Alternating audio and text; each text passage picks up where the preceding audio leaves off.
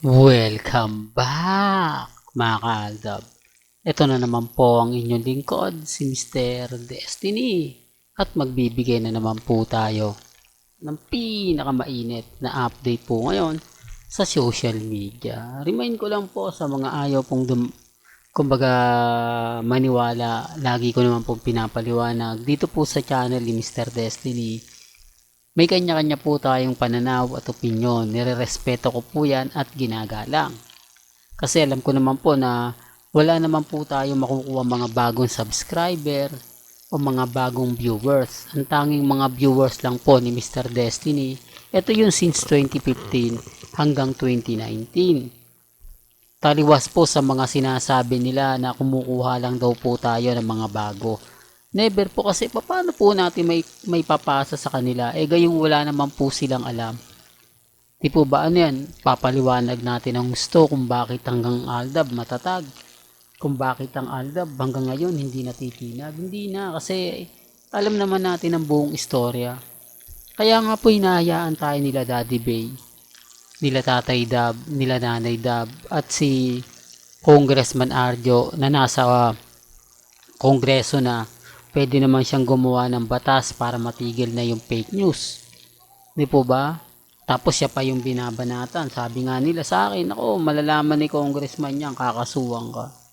Di po ba? Pero gaya ng sinabi ko, hindi na kailangan pa si congressman ang magkaso. Si Alden at si May na lang pwede na Mas malakas pa.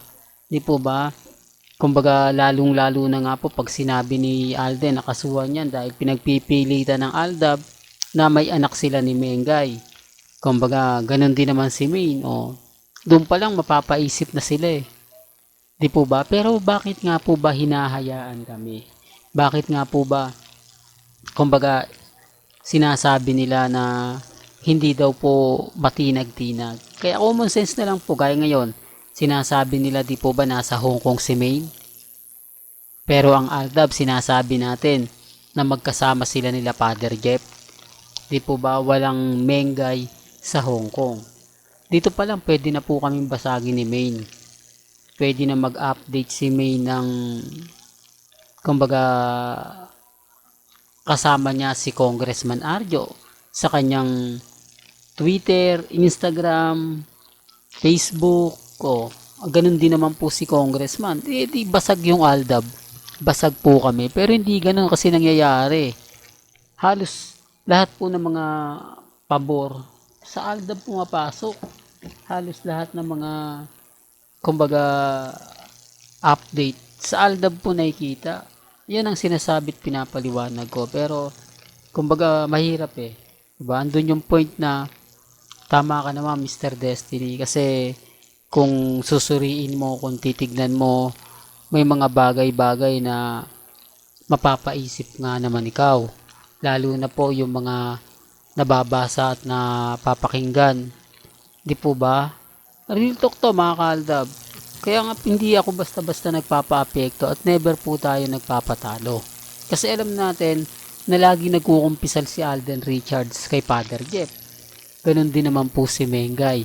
Kaya lang syempre hindi naman po pwedeng magpo-post si Mengay kasama niya si Father Jeff nang walang edited picture ni Congressman Arjo, kasi mabubutasan sila Di po ba na bakit ganun? Bakit si Mengay lang ang nagko-confess? Bakit hindi niya kasama si Congressman? Yan ang pinapaliwanag at sinasabi ko. Sabi ko nga po sa inyo, si Father Jeff isa sa mga spiritual advisor ng real life couple. Di po ba? Oops, issue na naman yan, Mr. Destiny. Alam mo, kakasuhan ka na naman ni Father Jeff sa mga sinasabi mo. Kakasuhan ka na naman ni Father Jeff o ng pamilya ni Father Jeff dahil sila dinadamay mo. Huwag mo namang idamay ang pare. Yan ang pambasag nila sa akin. Sabi ko nga po sa inyo, kung since 2015 Aldab na po kayo o nanonood po kayo, alam nyo yung pinupunto ko. Alam nyo yung sinasabi ko. Alam nyo yung pinapaliwanag ko. Pero bago nga po pala natin ituloy etong napakagandang update na to, kung bago ka lang sa channel na to at isa kang true-blooded Aldab Nation na nagmamahal kina Mengay at Isoy, tama po ang channel na pinuntahan mo, kaya consider na po kitang bagong subscriber. At huwag mong kalimutang i-share ang mga video po natin sa mga mami, sa mga titas, at sa mga senior. Remind ko lang po sa mga dumadaan at bumibisita. Aldab po kahit saan nyo tignan, kahit saan aspeto. Sikat po si Mengay at si Alden.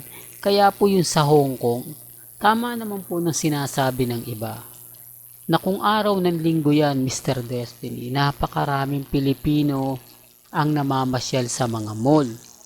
Imposible naman na hindi po makita o makilala ang isang Maine Fulkerson at si Congressman Arjo. Tapos nanalo pa sa ASEAN si Mengay. Di po ba? Ang problema lang po yung mga bitter.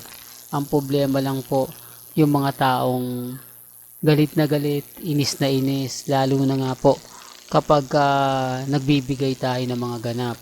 Nagbibigay tayo ng mga, kumbaga, ang ibig kong sabihin mga kaldab, nagbibigay tayo ng mga update na talagang ikinaiinis nila. Di po ba? Tama naman ako eh. Wala naman po talaga si Mengay sa Hong Kong. Gawa-gawa lang po nila yon para mailipat yung simpatya. Pabor naman po kay Mengay at kay Alden yon dahil dun sila nakapokus. Hindi sila nakapokus kung saan nga po, kung nasaan nga po sina Alden, si Mengay at si Father Jeff. Di po ba? At etong video na to balikan natin.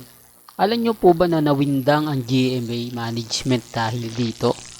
Alam nyo po ba na pinaghiwalay sina Alden Richards at si Maine Mendoza? Dahil po dito sa video na yan. Kasi nagtrending po yan pumutok yan. Talagang pinag-usapan, pinagpiestahan. Kaya nga po yung iba nagtataka na lang, bakit ganun kalakas ang Aldab Nation? Bakit hanggang ngayon buhay na buhay yung aura ng Aldab Nation? Na kung titignan nyo naman po, di po ba wala na po silang project, pero nawindang sila rito. Alam nyo kung bakit? Napakamahal po ng cellphone ng Vivo.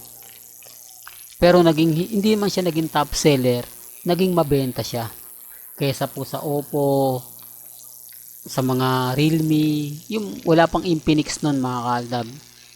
Yung mga bigating cellphone pa lang po nun. Na medyo yung mga smartphone na medyo mumurahin lang. Di po ba? Pero kung titignan nyo rito, sa Vivo na to, na maabot nga po ng 22,000. Although mas mahal po yung iPhone. Ang ibig ko lang sabihin mga kaldab, yung mas maraming, kumbaga, nanonood, mas maraming tumatangkilik. Di po ba? Yan ang sinasabi at pinapaliwanag ko mga kaldab, na mahirap nga po talagang ipaliwanag. Mahirap nga po talaga magkomento, lalo na po't walang alam. Di po ba? Kasi dito kasi mga kaaldab, may kita mo yung chemistry nila. Yung mga galawang talagang masisiyahan ka. Yung mga galawang mapapaisip ka.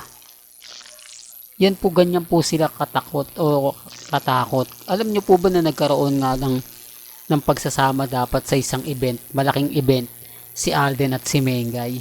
Pero nung dumating po si Mengay at si Alden, si Richard Fulkerson lang po yung pinaakyat. Almost kalahating oras po na nag-usap ng negosasyon kung papaakyatin nga po si Mengay. Pero hindi po ganoon nangyari. Hindi po pinaakyat si Mengay. Di bali na lang magbayad ng multa sa Vivo. Wag lang umakyat si Mengay. Ganyan po sila kadesperado. Ganyan po sila para po sa Aldab. Kaya sinasabi nila na mahina yung Aldab. Kalokohan po yan. Napakalakas ng Aldab. Kaya nga po natakot sila dahil wala na sumisikat na bigating artista ng GMA at ABS-CBN ng panahon ng Aldab. Kaya nga po nag-join force sila para lang pabagsakin Di po ba? Gumawa sila ng sarswela para mailipat yung atensyon. Imbis na tangkilikin yung Aldab, pinabagsak nila. Pero kita nyo naman po, nakatayo pa rin po ang Aldab Nation. Well, hanggang dito na lang po ang ating latest updates. Kaya kung gusto nyo pa po ng pinaka-latest at sariwang update, abay tumutok lang po kayo dito po sa channel ni Mr. Destiny para updated po kayo sa mga latest at sa mga bagong video po na ilalabas po natin maya maya lang. Hanggang sa muli, salamat po sa panonood at pakikinig.